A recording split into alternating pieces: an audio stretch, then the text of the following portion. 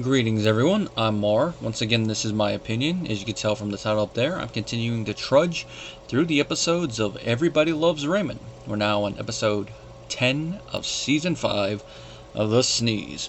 This is an episode brought to you by Aaron Schur and Steve Scroven. Before I get too far into the video, just a reminder, if you do want to support the channel, both the Patreon and PayPal links are down below. The PayPal link is for convenience if you want to just do a one-off request or a one-off bit of support for the channel. But if you'd like to make it a regular thing, you could always go the Patreon route. You'll gain access to certain videos early, and you will also be able to request topics for future videos, be they individual reviews, or if you want me to cover topics such as whatever happened to blue-collar workers in cinema. Now, The Sneeze. Another one of these titles that just gives away the crux of the plot or what it's about. This is the episode of Raymond where when he's out and about doing his thing as a sports writer, he goes into the bathroom and some guy just randomly sneezes on him. Just in general, this is one of those things that would happen where you'd be like, oh, that sucks. But in a post, you know what world, this is one of those things that like, ooh, yeah, that definitely sucks. Probably be a little bit more mindful of it for a while watching this one and going, yeah, Ray's a little bit justified to be that freaked out to a point because of how ridiculous it takes it. But this is one of those premises where you take the basic thing, you just make it so ridiculous and blow everything up out of proportion that you're like, wow, no wonder the arguments that ensue as the plot goes along happen. Now, to set up the plot, episode begins, Ray's getting ready to go, he's got everything packed, he feels like he forgets something, and then it's like, oh yeah, him and Deborah didn't have going away sex. Now, I'm only bringing this up because it leads to one very, very funny joke that I'm like, oh yeah, I forgot about that joke. And that is that in the setup before Ray remembers exactly what he's forgetting, Deborah told him, don't worry about it, just get whatever you need at the hotel. If you remember, just write it down and get it there. And of course, Ray, when Deborah's like, no, go. He turns around and is like, hey, you said I could get whatever I wanted at the hotel. Obviously a prostitute joke. Obviously we know Ray would never do it, but Ray's never going to leave the obvious opening for a joke unjoked about. And of course, he makes it, and the audience really gets into it. It's still a funny joke. I was watching this episode on my phone while doing cardio at the gym, and even then I couldn't help but laugh out loud with it. And luckily no one was really looking over me like, who's that weirdo on the bike laughing for no reason? Even though they would have seen my headphones in and my phone like in front of me, like they'd be like, oh, he's probably watching something while doing cardio. And that's the end of that. Then it cuts to Ray in the bathroom at the airport. You know, he's washing his hands. There's a guy in front of him who's played by Bob Joles, who apparently is a very prolific voice actor because he was in Dark Cloud 2. He voiced Gimli in multiple Lord of the Rings games, and he also was in an episode of the show Dinosaurs, if I'm pronouncing that right. If you guys don't remember that, that was a show that had one season. It was an anime that was on Fox when I was a Ute back in the early 2000s. It's one of those ones I might do a video of if I can ever find copies of the episodes. It's just interesting to see that in the filmography pop up. Now he sneezes on him, and the way the sneeze goes, as Ray puts it later, it's like he's trying to blow out the devil. He apologizes and walks away. Now the thing about it, that in real life someone would call this guy very rude, is how he turns and then starts sneezing. Because you would think, especially with how old his character is supposed to be at this point, that the moment you know a sneeze is coming on, you would try to turn away from where people are, or at least try to go, oh. But no, he's just like, I know it's a comedy one, but it's one of those things you look at and go, alright, this guy's just a very, very rude person. And Ray reacts the way you would if someone just randomly sneezed on you. He goes over to the sink and starts washing his face like, ah. Now, when he gets home, you can tell right away Deborah's in the mood. She's in a nice little nightie. She's setting the mood in the room, candles and all that. Ray walks in, and he's just talking about the incident that happened. Deborah's trying to lead him away from that into the mood, but he's just ignoring her. Now, I've said it a couple times throughout this season. This is another moment where I'm watching him going, I brought it up already, so I'm going to have to bring it up in this episode. This is another one of those moments where it seems like Ray inadvertently probably might have ADHD just from some of the stuff in there. Maybe it's just I'm seeing stuff that they didn't intend, but it's one of those things I gotta bring it up since I already brought it up once in one video. If I don't, there might be someone down there like, hey, why don't you bring up that? But I got to. But here's the thing, even with that, someone who has ADHD won't be that dense to the point where they won't notice, like, oh yeah. Like, they'd be like, you got candles lit, and then look at her and like, oh. The way Ray is describing how he's feeling, it's how he feels before he gets sick. And I'm sure that we all know that we feel a bit off usually right before we get sick. Like, I know me personally, I can tell, like, okay, I'm feeling a bit off. Is it just that I haven't had the right amount of vitamins, or is it because I'm actually starting to get sick? And then as it starts to set in more, like, okay, I'm actually getting sick, not just that I'm having an off day. That's what type of days Ray's having at first. So he goes to the doctor. The doctor runs some tests, but initially the doctor's saying, you're in a clear bill of health. Which, of course, Ray is like, I know how I feel. And, of course, Deborah's like, sign with the doctor here. Trying to get Ray to do stuff, I'm never sick, and the kids are always bringing stuff home, so maybe you got to wash dishes more. And this is when Marie decides to come in. And we all know how Marie is going to be with this situation. She's going to side with Ray, saying, hey, go upstairs. Well, why wasn't I told about anything? Starts to baby him right away. And this is where the center drama of this episode and the butting heads is. Marie, with her old school mentality, you need to go rest, I'll take care of you, basically wanting to baby Ray, which it's one of those things that even when your kids are grown, you're never going to stop mothering. I mean, my grandmother just turned 80 this year, and she still can't stop mothering all of her kids, and even me and the other grandkids to a point.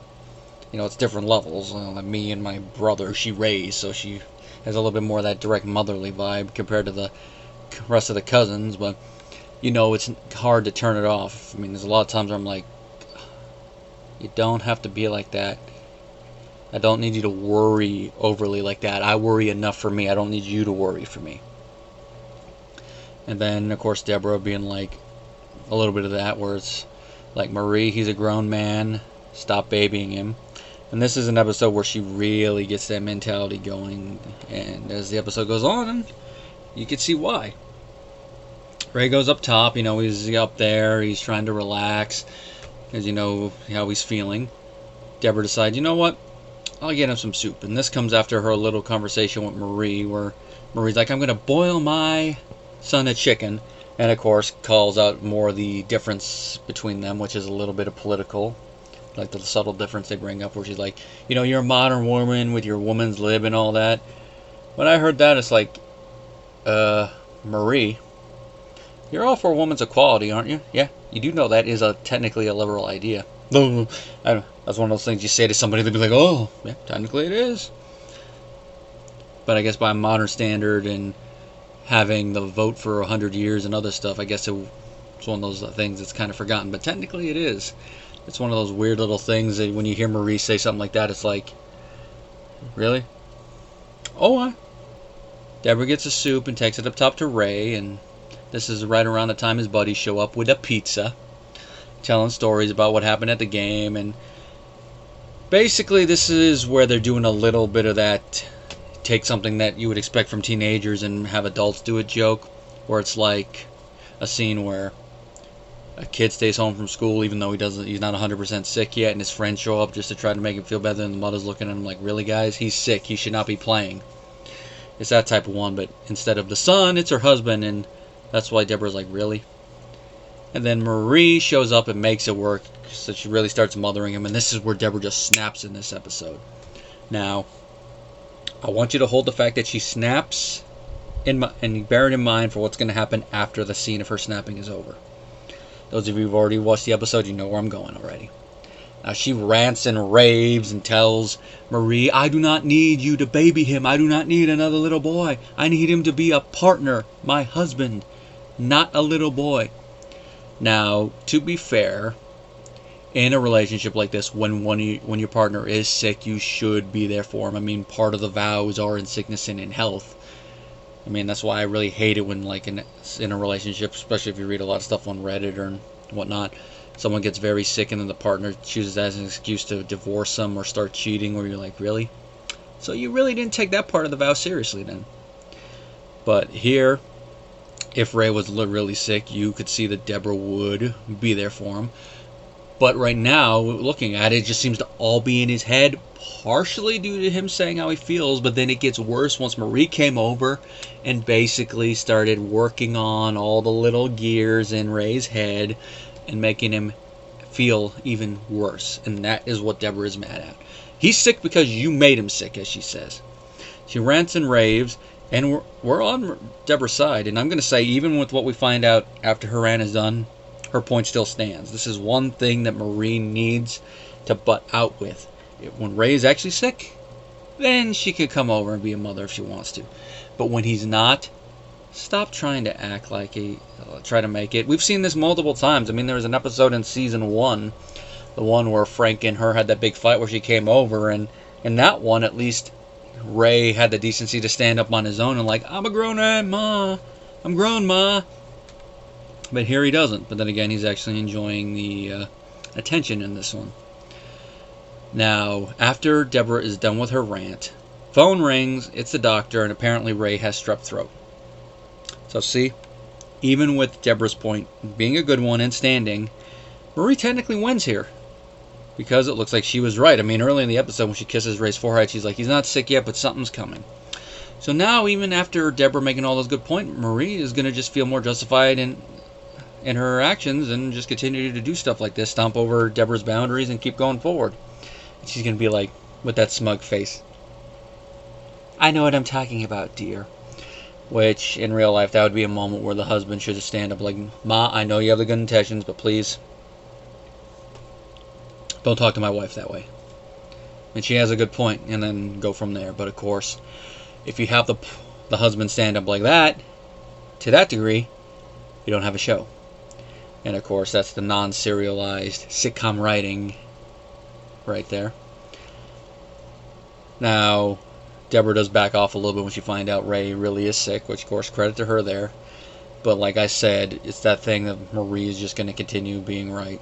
And Marie continues pressing forward here.